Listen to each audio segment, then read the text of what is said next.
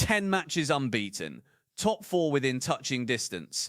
And now, Old Trafford gets its biggest test of this incredible run. Crystal Palace arriving on Sunday with a point to prove, a manager on his way out, and the kind of dangerous, nothing-to-lose energy that has hurt us before. Benjamin Sesko is pushing to start. Lisandro Martinez is out. The Euro-Maguire partnership faces a moment of real truth. And Michael Carrick has a decision to make at centre-forward that could define how the rest of our season unfolds.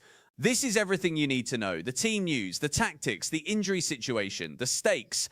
And I am going all the way in today.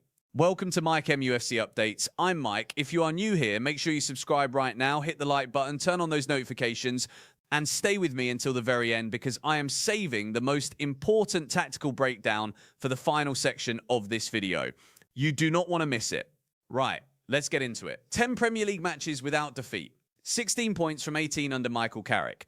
This club, this squad, has been through the absolute ringer this season. We all know what the first half of the campaign looked like. We all felt it. And now, quietly, beautifully, this team has clawed its way back into the conversation.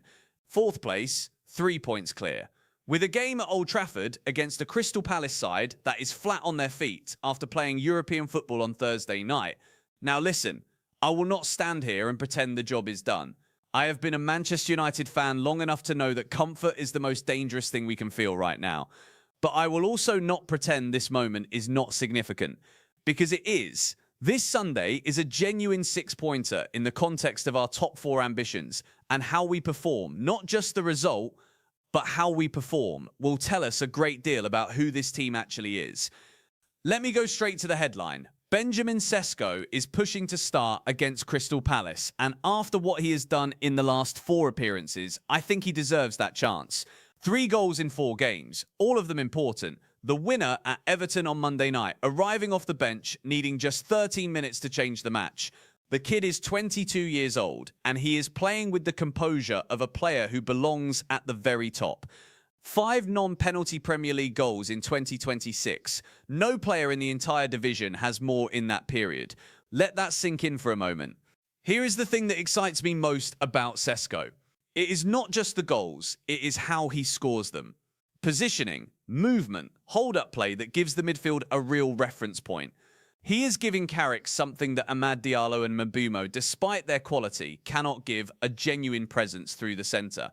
A number 9 who commands defenders' attention and creates space for the runners around him. And I ask you this, genuinely drop it in the comments: if Sesko starts on Sunday and scores again, does Carrick have a choice anymore? Does the debate end? I think it might. I think Sunday could be the afternoon that settles the starting striker conversation at Manchester United for the rest of this season. Now, Bryan Mbeumo hobbled off late at Everton, and there was a moment of real concern at the Hill Dickinson Stadium. The good news, and it is good news, is that the injury is not believed to be serious. He is expected to be available for selection on Sunday. But here is where it gets tactically interesting, because if Sesko starts through the middle, and I believe he will, where does Mbeumo play? The most likely solution is Mbeumo shifting to the right wing, with Amad Diallo potentially dropping to the bench. That gives Carrick genuine pace and directness on the outside, a physical presence through the centre, and Bruno Fernandes operating as the creative engine just behind. It is a front line with different dimensions to what we have been using. Less fluid in some ways, but more of a physical threat, more directional. And on Sunday, against a Palace backline that is going to be tired after Thursday, that directness could be exactly what we need. Lisandro Martinez is out. Carrick played down the severity, but confirmed he will not feature against Palace. And honestly, while I understand why the manager is cautious in his public messaging, I am not going to stand here and pretend this is anything other than a concern. Lenny Yoro and Harry Maguire as our central defensive partnership. Let me be measured here, because both players have shown improvement under Carrick. Yoro, in particular, has grown into a genuinely composed defender. His reading of the game at 20 years old is remarkable. Maguire, and I will defend him when he deserves it, has been more consistent recently than he has been credited for. But Matthias de Ligt remains out. Patrick Dorgu is still weeks away. Mason Mount is getting closer to the matchday squad, but this game comes too early.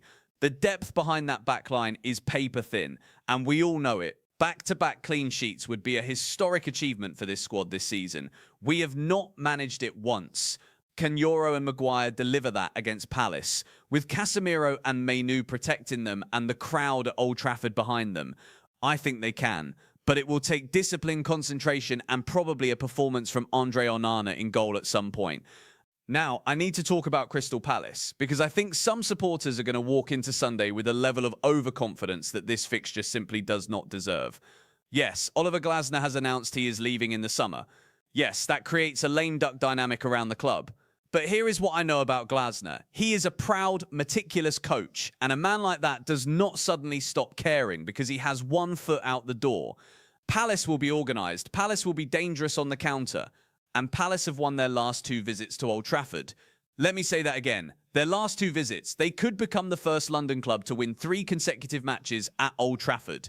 That is the kind of statistic that should make every United fan sit up a little straighter. Now, the absences hurt them. Jefferson Lerma is out. Mateta is still recovering from his knee injury. Nketiah is sidelined. Doucouré is long-term. Maxence Lacroix returned with a goal on Thursday, but faces a fitness assessment ahead of back-to-back games. Palace are short of bodies in key areas, but Oliver Glasner has shown time and time again that he can organise a compact defensive structure and hurt you on the transition with pace and precision. Eze will be their key man. Watch Eberechi Eze. He is the fulcrum of everything they do going forward. And if Casemiro is pulled out of position even once, that is where the danger will come from. This is the section I promised you at the start, and here is where I want to give you real insight rather than just headlines. The key tactical battle on Sunday is in that central midfield zone.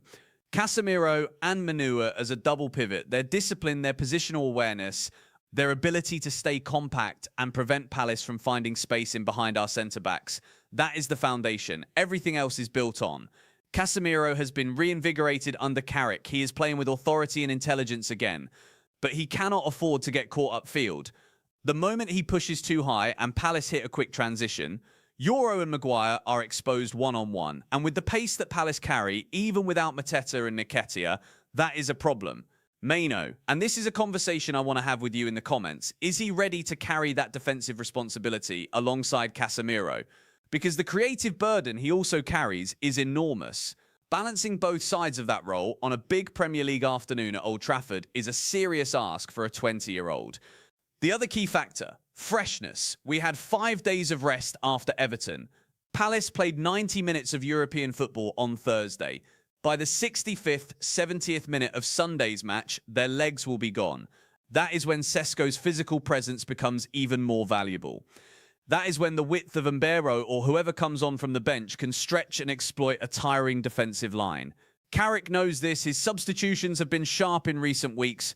If the game is tight at half-time, do not panic. The second half is where this United team has been doing its damage. Let me give you the bigger picture before I wrap up, because this is not just about 3 points. If Manchester United win on Sunday, we move to within touching distance of a Champions League return that seemed almost impossible 4 months ago. We extend an unbeaten run that is becoming something that even the most cautious Red Devil has to acknowledge. And we do it with a makeshift backline, a 22-year-old striker pushing for his place, and a squad that has been written off more times than I care to remember this season.